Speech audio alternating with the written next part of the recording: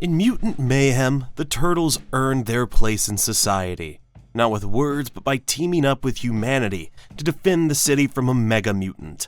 As a result, the city accepted the existence of mutants and integrated them into society. But what if new mutants with unknown origins suddenly appeared in the city? And what if these mutants didn't share the same ideals of coexistence as the Turtles and the Mutanimals? Would humanity tolerate their differences, or seize the opportunity to strip away their rights? These are the questions behind the story of Mutants Unleashed, the most recent video game that takes place after the events of Mutant Mayhem. The game was published by Outright Games, and developed by a heartful of games. It takes place in the same universe as the movie and the animated series, although I'll discuss its place in continuity later in the video. The Turtles are voiced by the same actors from the movie and the cartoon. However, there are several typos in the credits of this video game, so take the rest of the casting choices with a grain of salt. For example, the credits say that Amar Jackson voiced Genghis Frog, which sounds like Ahmed Jackson, who voiced the character in the cartoon. This could be a typo or an impressive coincidence. Since we're mentioning the cartoon, Fantastosaur was also involved in the game, replacing John Cena in the role of Rocksteady. And finally, we know where James C. was replacing Jackie Chan as Master Splinter.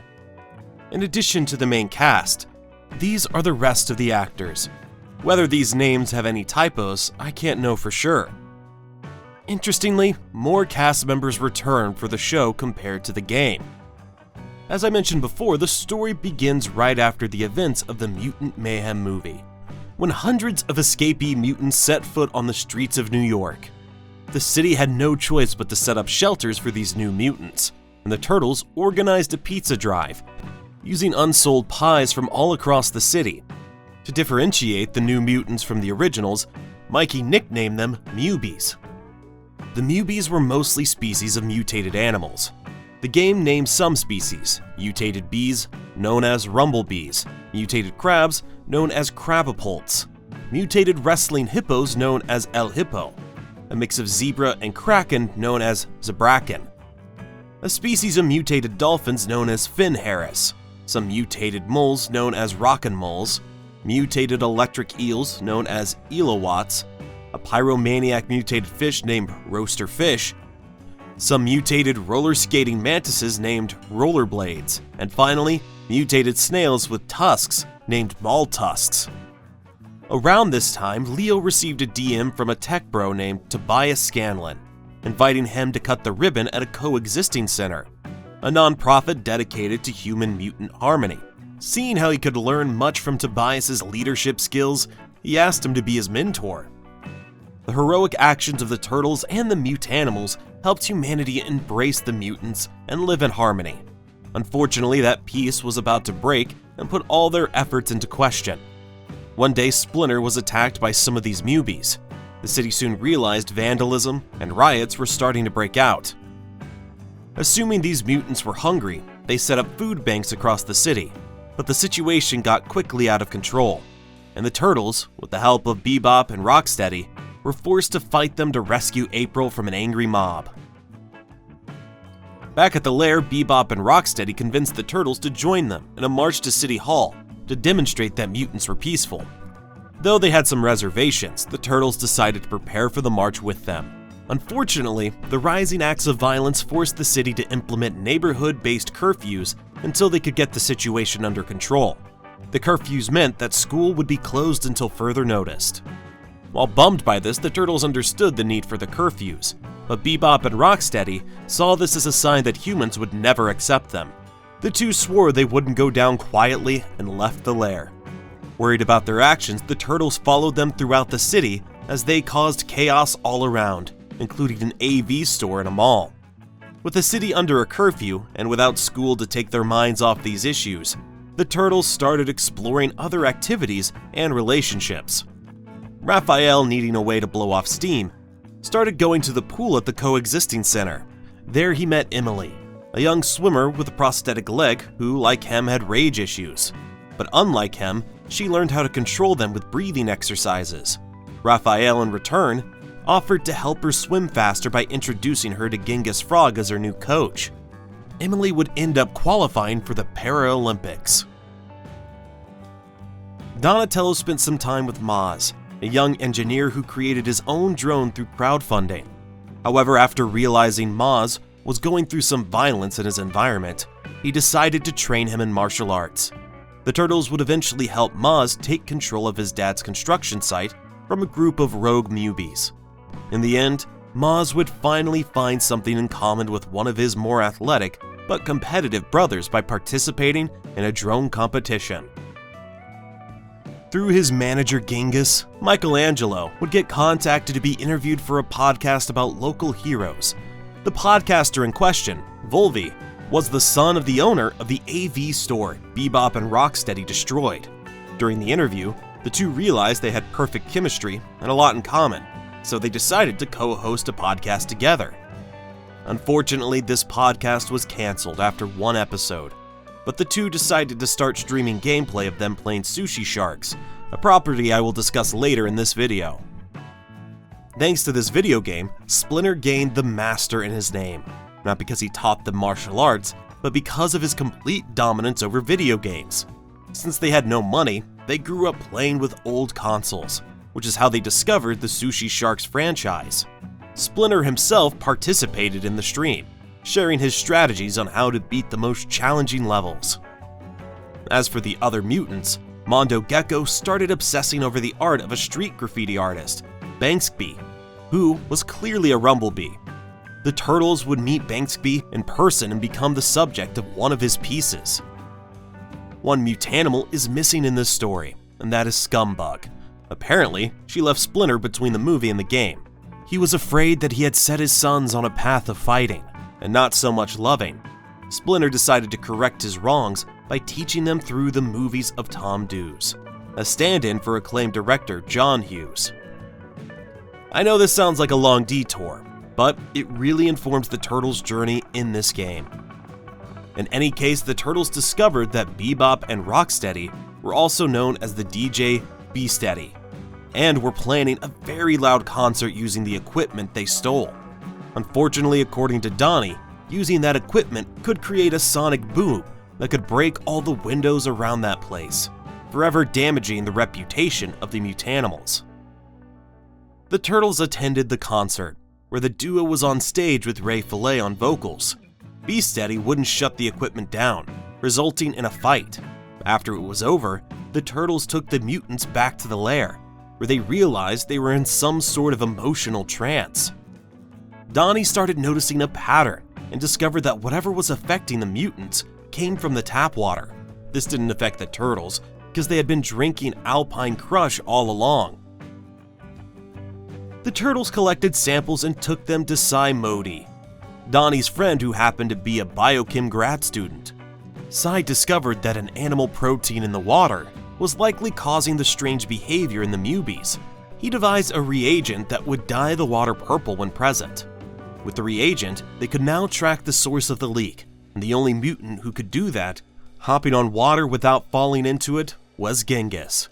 The Turtles and Genghis traced the source to the water treatment plant but had to halt their mission until they had a plan to get in. Donnie went to see Cy and introduced him to Wingnut, who was filming a documentary about the research to save the city. Cy revealed that some mutants were starting to develop new abilities, that is, further mutations. Not only that, this remutation seemed to be contagious, so the Turtles needed to track down the vector mutants and bring hair samples for Cy to investigate. This coincided with the rise of anti-mutant groups across the city. Things were not looking good. The Turtles and Genghis tried to get those samples, but while doing so, Genghis got infected and escaped through an inaccessible pipe. With the help of Leatherhead, the Turtles drained the tunnel to be able to follow him into the water treatment plant. When they finally caught up with him, they discovered canisters of this poison all around the water, canisters labeled with the TCRI logo. They soon discovered that Genghis wasn't working alone. There was an invisible mutant with them, Cammy Leon. According to her, this wasn't a poison but a cure for the mutants to remind them that they were predators. She aimed to make Manhattan the capital of a new, mutant-controlled society. Before escaping, she turned to Genghis against them. They defeated Genghis and turned the water filter back on to stop the spread of the proteins. The turtles quickly realized that Cammy was also controlling Genghis through her pheromones, and the turtles themselves almost fell under Cammy's charm. April contacted TCRI about the canisters.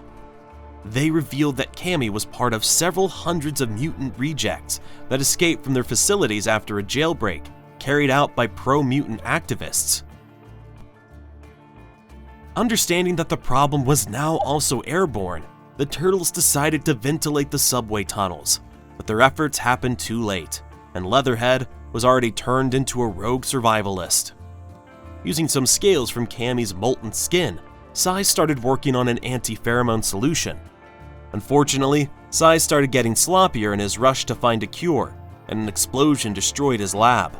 Wingnut, who was present at the moment of the incident, was hit by a prototype of this anti-pheromone solution, which instead of making her docile, turned her feral. The turtles lost track of her as well.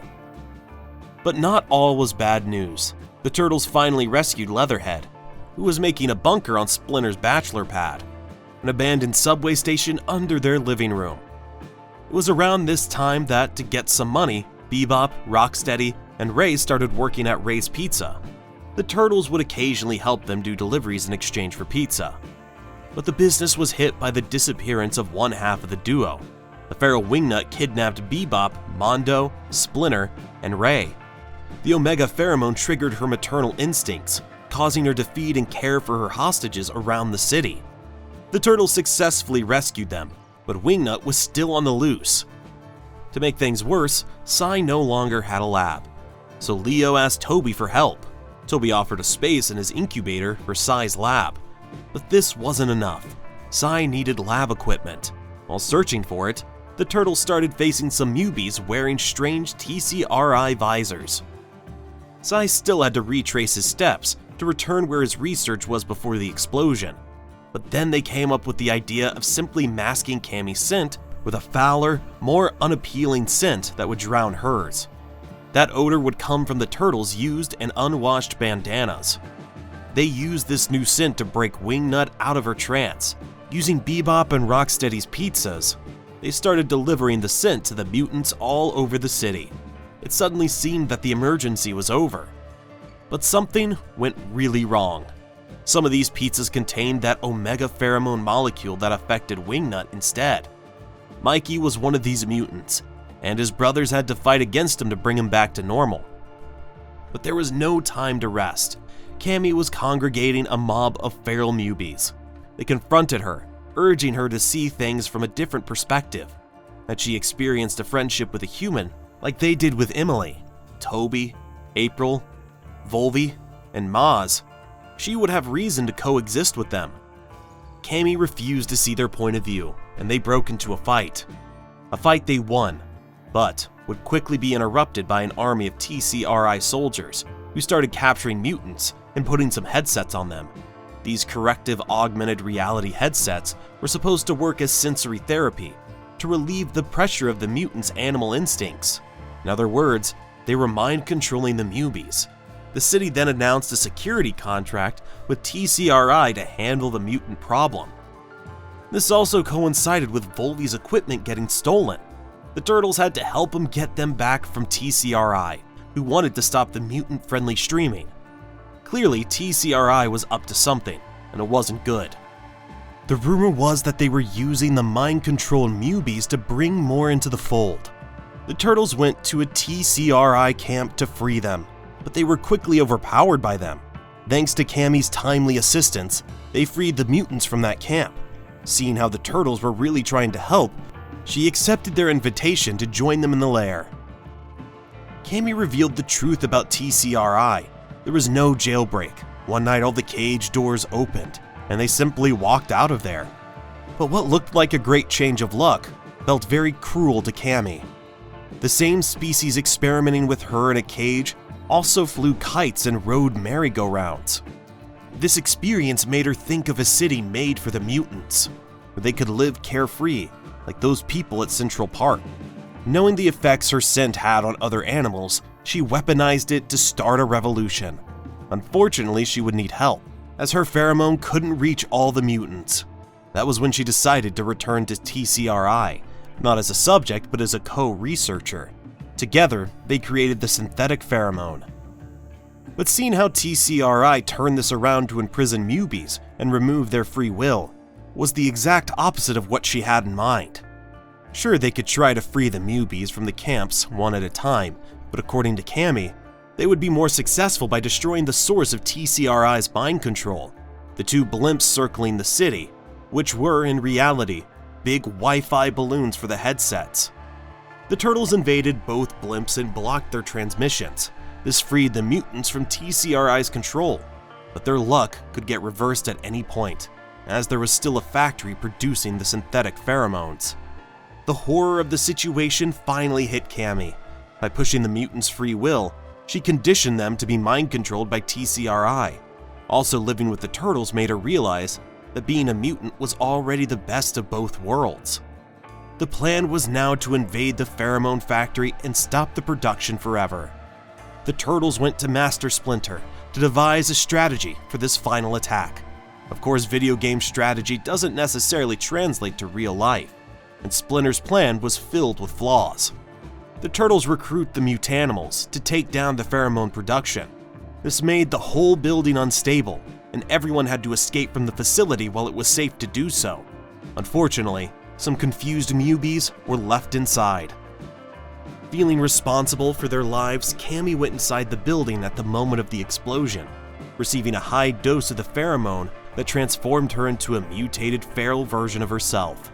The turtles nicknamed this new phase as Turbo Cammy. Despite their attempt to catch up, she escaped and wreaked havoc across the city. With her being invisible and knowing that chameleons ate geckos, they used Mondo as bait to lure her out of hiding. The turtles then fought against her. The fight became increasingly difficult as she continued mutating, getting stronger and harder to take down. In the end, Cammy plummeted to her apparent death in the East River. The turtles felt distraught by this. She died trying to protect the mutants. Things started returning to normal, and in the aftermath, April finally stopped using the term karate turtles and nicknamed the Teenage Mutant Ninja Turtles. The turtles helped Sai move back to his old lab, but when they arrived at the lab in the coexisting center, they found Toby taking pictures of Sai's lab notes. Since he funded the research, he was technically in his right to do so. His idea was to secure funding for future breakthroughs. Also, someone seemed to have erased the omega pheromone molecule on the whiteboard. This made Sai uncomfortable. It was almost like Toby had photocopied his research. This suddenly shed some light on previous unexplained incidents, like the contaminated pizzas and Volvi's stolen equipment. The turtles followed Toby to one of the TCRI blimps to confront him.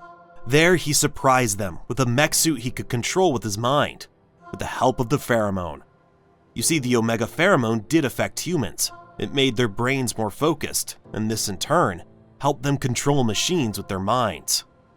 The turtles destroyed the prototype with the intention of delivering Toby to the authorities, but Toby told them that he would tell the police he was being used as a guinea pig by them, and that they were trying to test a mind-controlling pheromone on humans.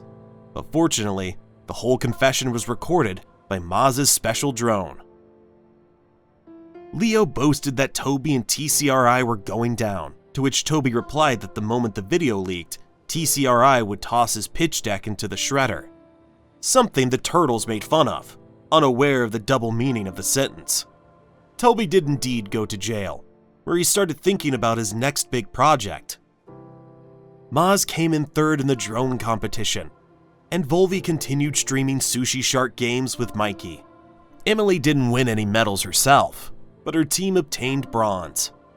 Finally, the turtles went back to the coexisting center, where Mondo showed them his latest piece of art, picturing the whole adventure. After that, Leo was the last to leave, thinking about Cammy's sacrifice to achieve peace between humans and mutants.